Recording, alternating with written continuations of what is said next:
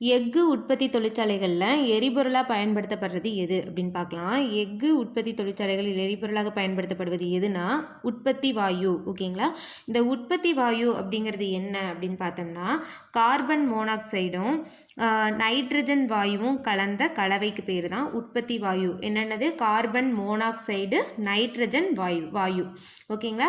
இது செஞ்சூடாக இருக்கிற கல்கரியின் மீது என்ன பண்ணுறாங்கன்னா 1100 டிகிரி செல்சியஸ் வெப்பநிலையில் நீராவி கலந்துள்ள காற்றை செலுத்துறதுனால உருவாக்கப்படுறது தான் இந்த உற்பத்தி வாயு. இதுதான் எஃகு உற்பத்தி தொழிற்சாலைகளில் எரிபொருளாக பயன்படுத்தப்படுது.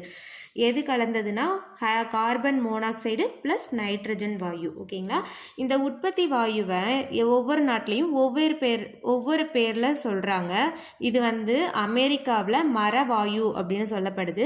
இங்கிலாந்தில் உறிஞ்சு வாயுன்னு சொல்லப்படுது. அப்போ உற்பத்தி வாயுனாலும் ஒன்று தான், மரவாயு அப்படின்னாலும் ஒன்று தான், உறிஞ்சு வாயு அப்படின்னாலும் ஒன்று தான். மரவாயுங்கிறது அமெரிக்காவில் சொல்லப்படுது, உறிஞ்சு வாயு அப்படின்னு இங்கிலாந்தில் சொல்லப்படுது. ஓகேங்களா?